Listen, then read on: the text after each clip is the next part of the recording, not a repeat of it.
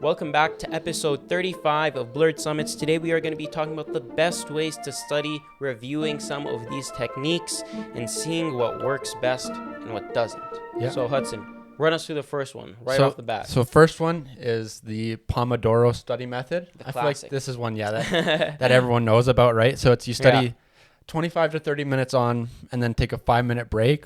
You use an alarm and then to kind of time this stuff. And then as soon as the alarm goes off, you have to stop what you're doing and go take your 5-minute break. Again, as soon as the alarm hits, you go back and start studying again. Okay. So then after about every 3 or 4 sessions of this, you take a longer break upwards of 30 minutes just to kind of get a total reset. Okay. And then usually this whole block, which could run about 2 hours each time you do those 4, you do that about 4 times a day, and then you get 8 hours of good studying in with this kind of session. So Okay. I think it's an interesting way to study. Like if you're really trying to get stuff done. Have you ever done it before? I actually haven't yet, but this is one that I've been kind of looking. I'm really not the best at. Yeah. I kind of stick to my own ways, and unorthodox, I guess, is the way to put it. But What's your Yeah. way? well, I kind of I know, if I'm studying for like a test that's like memorization type stuff, Mm-hmm. I'll write out my stuff. Like I'll kind of go through it, write my own little hand notes for it, and then Yep. just review my hand notes over and over and over, kind of till it gets it done. Okay. And I guess I kind of take breaks as I see fit. And then again, for ones that are understanding, still do the notes, the kind of thing, and then pull up the practice questions and just grind out practice questions until I get the answer done or get it down. Right. How do you usually study, or have you used this technique? Yeah, I've used it a few times. It's pretty cool, but I don't go for I feel 25 minutes isn't long enough Okay. because, 25 minutes, once you get started on something, then the 25 minutes is super short. So sometimes I'll do 40 minutes, Yeah. but then do a 10-minute break, Okay. right? In between, or 50 minutes and a 10-minute break. But yeah, I find it works if I just don't have my phone on me. Yeah. Okay. Even 30 and 5 isn't too bad. Yeah. But if I ever go on my phone during those 5-minute breaks, you're done. Yeah. You're done. You're never going back. You're going to waste 2 hours. All of a sudden you're hungry. You want to go eat. Yeah. So it's terrible. But if I don't, then it's actually pretty cool. See, yeah, I'm a super task oriented guy when I'm studying and stuff. That's how I kind of set my breaks up. So this Yeah. might not necessarily fit for that, because then it's kind of cutting me off mid break and things. As I was doing some reading on this, they said in each block you can only ever do one task, right? Yeah. You can't move on to the next one until the next session starts. So you kind of not the most efficient way in that aspect. But if you're really trying to get stuff done, then this it seems like a pretty efficient way to do it. Or if you're writing a paper, I know once you get over that initial hump, then it's a lot easier. You kind of just get in the flow of things. So maybe use the Pomodoro technique to get you started. And once you're in the groove of things, you just carry on. You ignore that timer. Yeah, well, Maybe. I think with this, it kind of goes into that study where it's after about 30 minutes, right? Your capacity to maintain and hold information and quality of work starts to decrease, right? Right. So that 5-minute break brings it back up to the top, and you can redo it that way or restart that way. So Yeah. So if you have troubles, with doing long-term studying and trying to cram, this is prime for that, right? It gives you that little jolt of energy and you can get back to it.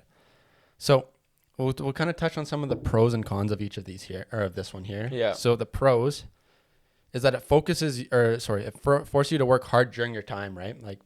That It's is only true. 30 minutes, so it's hey, I really need to get this stuff done. So then I finish my task and I can move on to the next one Yeah. in the next session. And then again, it like I just touched on here, is it provides you with efficient time so you can rejuvenate your brain and perform efficiently, or as efficient as you can for long periods of time, right? There's no other way to study for 8 hours. You couldn't just sit down and go for 8 hours straight. Yeah. That's And this kind of garbage. lets you do. I don't even know if you could do Pomodoro for 8 hours straight, honestly. Well, no, That's pretty crazy. this said, you could do it for an 8-hour day with those 5 minutes and then 30 minutes. And then Yeah. that's why you have those 30-minute breaks at the end of every 4, right? Every 2 hours. So then it kind of gives you that full kind of step Relax. away from it. Yeah. So then Interesting. the cons of this here is, one, it is very rigid and doesn't give you much cheat space. If you're trying to follow this part for part, right? Because it's 30 minutes. So sometimes you're in the middle of a task and you're thinking really heavy and it's like, oh, my timer's up, I need to go take a break. Or even, I finished my task in 20 minutes. What am I going to do with my next 10 minutes? Yeah, that's true.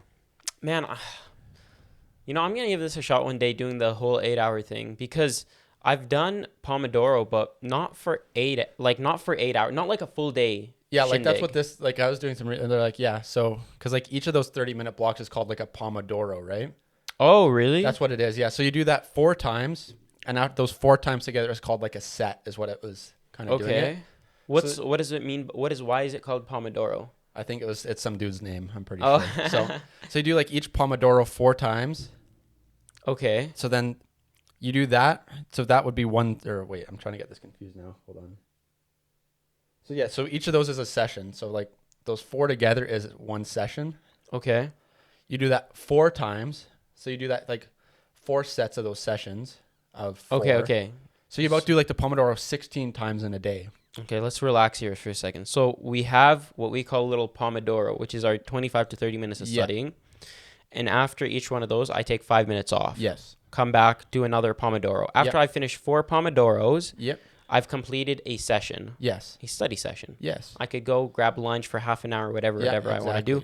So I have a half an hour break. Yep. And then I come back, I do another session. Yes. So how long does a Pomodoro take? If it's 25 to 5, then that's 30, 60, 90, 120. So that's 2 hours. Okay, so each session takes 2 hours. Yep. Within 2 hours, you get 100 minutes of studying in and 20 minutes off. Yes. Okay. Yeah. So you get 100 minutes of studying in. So within an hour... I guess with that, it would be 15 plus the 30. So it would be 45 minutes of break, right? Because after that 4th one, you don't add the 5. Oh, okay. So then you do in 2 hours, you do 105 minutes of studying. Okay. Well, no, you got the right. Like it's 100 minutes of studying, 20 minutes of break. So what does that mean? Every 2 hours of studying, you're really working for an hour and 40 minutes, which is actually pretty good. Yeah. That's more than an hour and a half. So every 2 hours, you're doing more than an hour and a half of studying. And therefore, if you do that 4 times, that's an 8-hour day. Yep. But within that 8-hour day, you got 3 long breaks and a bunch of mini breaks. Yeah. Oh, okay. Yeah. I think we confused ourselves there with trying to like number it out. But yeah, I was trying to see like how efficient it actually was, but it is actually quite efficient. Well, it's probably 75%, like 75-25 roughly. Yeah, but 75% efficiency in studying is really high. Yeah, and that's including the 30-minute breaks as well. Like 75% efficiency in studying is enough to get you through, I would say, undergrad. Easily through undergrad. Yeah. Because I heard like in things like grad studies, like law school, med school, your efficiency is likely like to be good at it. You want to have like 85% efficiency in your studying. Okay. So yeah, but 75%, if you can bring that to 75%, you're pretty much there. Yeah, that's solid. Yeah.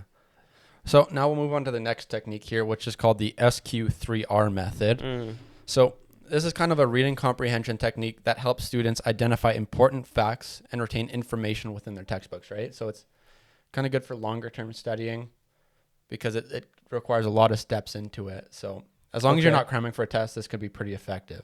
And this is kind of specifically for reading comprehension? Or basically anything with like a textbook, like memorization kind of things. Like probably like a science, this would be money for. Okay, so run us through. How do you do the SQ3R, which is a terrible name, by the way. It's basically the acronym of all the things. So there's an S, a Q, and then 3 R's at the end. Oh, okay. So the S is survey. So you skim you go chapter by chapter in this, as opposed to everything at once. Okay. So I have my textbook open. Yeah. So first chapter. So you survey. So you skim the chapter, taking notes on headings, subheadings, images, or other standout features. Just initial thoughts on it. No in-depth reading yet. Just so then you kind of get your brain kind of moving on it, right? Okay. Rough ideas, kind of the themes, things like that. Next, you question. So you form questions about content of the chapter. Like, what is the chapter about? What do I already know about the subject? Things like that. Based off of those subheadings and what you think already. So you write these down on a piece of paper. Okay. Apart from it. No more reading. So you skim Apart from it. Yes. Okay. So you write a separate piece of paper, right? Yeah. So you've surveyed, and now you've asked yourself some questions about it, things you know, that sort of thing. Next, you read. So you begin reading the full chapter and look for answers on questions that you formulated. Right? So you're kind of reading it through, actively thinking, does this answer one of my questions? How is this doing for that? Okay. Do it through the whole chapter. And then you recite. So you read a section, summarize in your own words what you just read. Try to recall and identify major points and answer any questions from step 2. Okay. So you could this part you kind of break it down section by section, right? Okay. Basically, you taking notes of the whole textbook. So this is what my notes would look like. So step 1 is I would write down my headings and my subheadings. So let's say the chapter was on math, algebra. Let's say it was on algebra. Then it's like unit 1 algebra, 1.1 algebra adding and subtracting, unit like 1.2 multiplying dividing. And then I put that off to the side, get a scrap piece of paper, write down questions. Well, it'll be on the same piece of paper. On the same you just piece do it of all paper? together. Okay. Oh, really? Why? Because then it's all messy. No, it's not. It's ordered. Unless you type it out, because then how do you know how much space to give yourself? They didn't think this through when they were coming up with this method. Yeah, that's a good point. Because if you write it, like for example, if I was writing the subheadings out, how do I know how much space to give myself for each subheading? That's just to get you thinking about it. That's not like but it's on my paper. I'm screwed. I've got no clue what you're saying here. Okay. On my note piece of paper. Yes. So when I start off, I write my heading of the unit chapter, what the chapter name is. This is just to get you thinking about what you're reading. So, but eventually I want to space it out, so I write notes underneath those subheadings, right? Wait, so you're telling me they just want me to write the subheadings? That's it? It's just to get... Well, no, like you take notes on them. Like you're not writing it word for word what it is. Okay, so this is like kind of this stuff. Okay, just to get your mind thinking. Like I think that's what this first couple... Like the first 2 steps are to get you thinking about the content. Okay. Yeah, this study technique is whack. This one's not a good one. I don't like it. Okay. Anyway, sorry. I wasn't even anywhere done near it. Okay, so continue what you're saying. What was I on? I don't even know where I was. You were on recite. So then, recite. So after like reading summarize it in your own words with what you just read. Try to recall and identify the major points and answer any of your questions. So then you do that, right? Right. So now you're like, this is all basically getting your mind to think about the stuff. Sure, it might be a bit messy, but your mind is constantly thinking through this whole study technique. And then finally you review. So then once finished a chapter, it's important to review material to fully understand. Quiz yourself on the questions you created and reread any portions needed. Okay. So the point is the point of this study method where I just once I'm finished doing the notes, I kind of just review it 1 time or 2 times and I never have to look at it again. Well, I think it's just once you're done it, then you should have at least a pretty decent understanding of the chapter, right? Obviously, then you can review your notes if you're still touchy on it, but right. Okay. But it should be a bit more efficient than some of the other kind of classical ones where you don't have to reread your notes like 70 times over. Yeah. I guess this one, you're putting up more work up front so that you don't have to do work later on. Yeah. Right? Exactly. Like this isn't, this clearly isn't one where you just say, here's my notes. I'm going to read these 30 times over. Yeah. So what are some of the pros related to this guy? It kind of uses repetitive reinforcement to make sure that you understand the content fully before moving on. It forces you to actively think and consider the content, so it reinforces in your head more, and it kind of makes sure that you understand it as you're moving through it. Yeah. And if starting early, this should be a low-stress way of taking in all the content and knowing that you're pretty prepared for whatever it is you're doing. Yeah, that is true. Yeah. You just have I guess for the normal student, this isn't a realistic one because normally you're cramming for your exams and you're doing all that stuff pretty last second, eh? You're not that's just saying, hey, actually start studying early, boys. Good luck. But yeah, this one's a pretty interesting one. And so some of the cons, like we said, it's not very efficient, hey? Yeah. It's not a very efficient use of your time, but I guess like if you do have the luxury of time, then like you said, it's super low stress. Yeah, and I think sometimes it's like, yeah, you know what? It makes a lot of sense just to sacrifice time for low stress studying, right? That is true. Like just like if you're on top of your things, right, then this would work. And you treat it almost like a hobby or a little pastime, maybe. Sure. Right. Yeah. Instead of Well, like I'm pretty sure Brooke sort of does things somewhat like this, right? Like Really? she's always on top of it. She's always constantly reviewing her stuff. That is true. Yeah. This is interesting because you have 2 steps before you even start reading the chapter. Yeah. Right. So it gets you thinking about it before you're reading it. So then Yeah. you're kind of looking for the answers to those questions you asked. Yeah, I before. feel like with this one, I wouldn't even need to memorize anything. No, like this, like doing this, it would. Like that is once you do this, like once I finish this process, it's in my head. You'll be good to move on to the next chapter. Yeah, it's in my head. I'm like done with the topic. And I think that's why kind of like the messy bit doesn't matter too much, right? Because it's like. Yeah.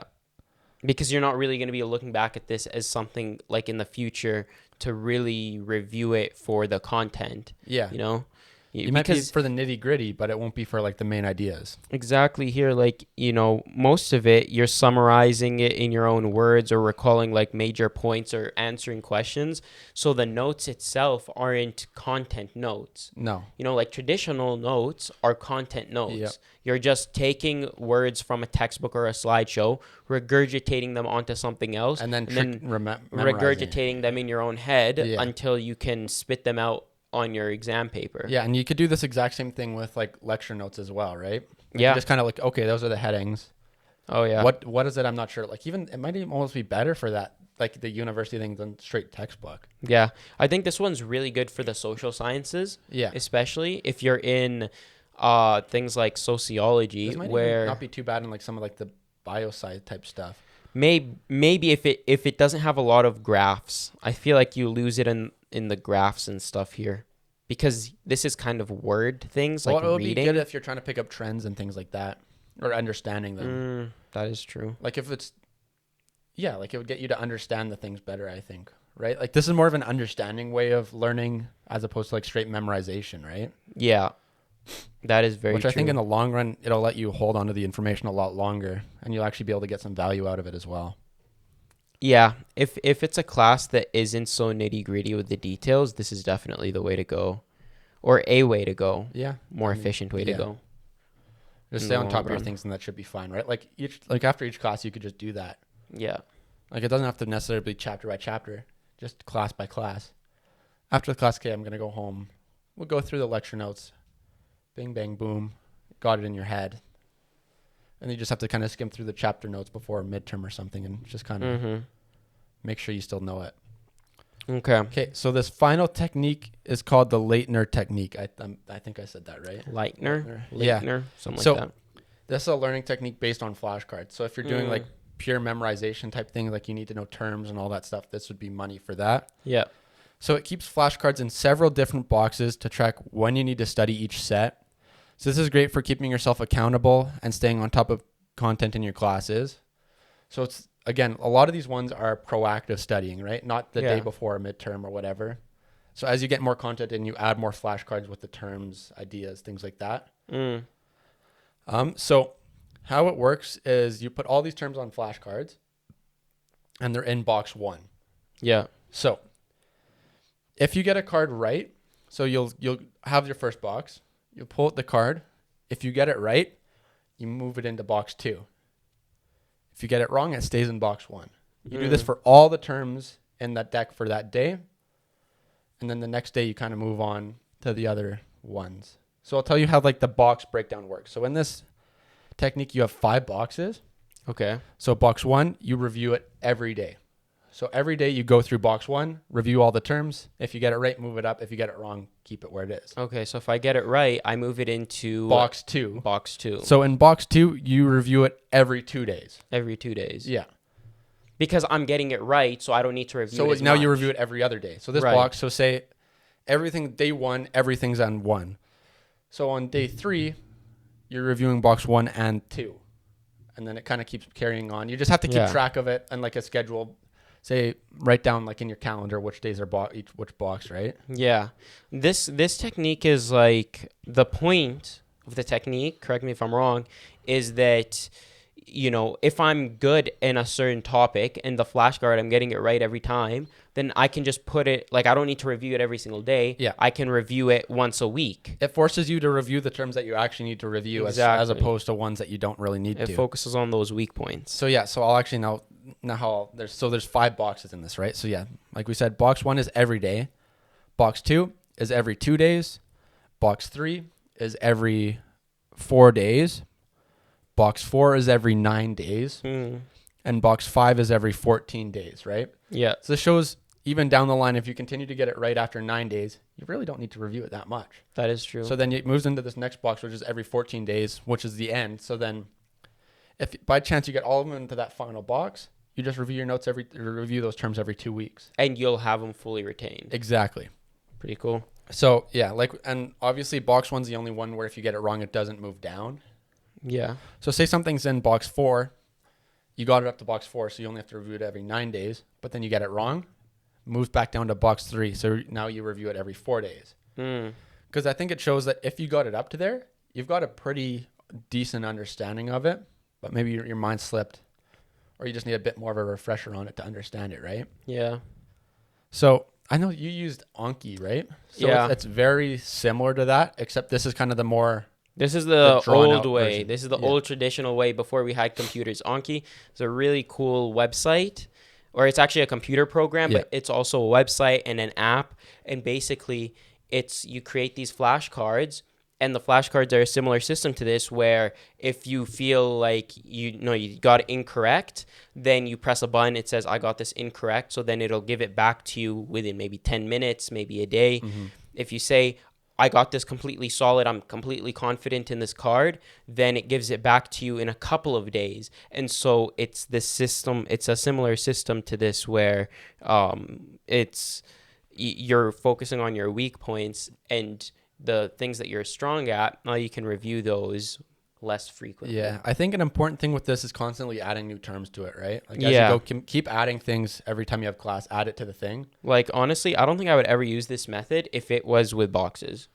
It seems like it is. Who the hell is gonna, like, I'm gonna have 5 boxes, like, in my room, do all this stuff. But it's really nice that you can, like, there's online programs that pretty much do it for you. Yeah, you could probably right? set this up so then it's, hey, exactly, this is how many times if I get it right, wrong, and kind of run it that way, right? And it syncs across all your devices too, which is kind of cool. Yeah, even better. On Anki, right? It's like if I'm on my computer and then I need to go on the bus, it syncs up to my phone, so I can literally just bam, bam, bam. You can run through so many terms because you can use it wherever. Yeah, like the Anki is good for kind of the cramming side of this thing, right? Like it's kind of more condensed.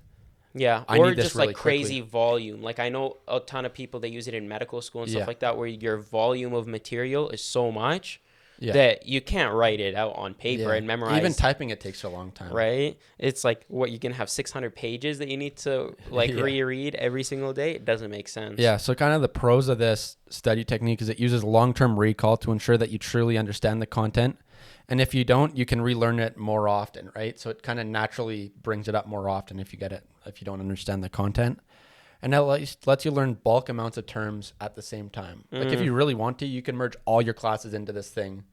Yeah. And then you truly understand it, right? It's That's like, oh, true. this is from this class? Okay. Do I know this, right? Because it's instead of thinking one thing whatsoever, if you put it all together, it's like, hey, I truly understand it because of all this stuff, right? And the other really cool thing about it is you can shuffle the cards. So, because usually if you're memorizing just off your straight notes, you're not actually memorizing each fact. You're memorizing the order. You're memorizing the order, and you're memorizing the facts in relation to something else. Well, unfortunately, on your test, you're not being given everything in order all the time. Yeah. Sometimes they mix up the order and stuff. But if you have these flashcards, you can shuffle the flashcards around. And if you have it across 5 different classes, then your knowledge is going to be so generalized, like you're going to be able to differentiate between it, not based off of order or anything. It's like actual understanding, right? Exactly. That's very true. So that's a really good point. So then, like, kind of the cons of this is it takes a long time.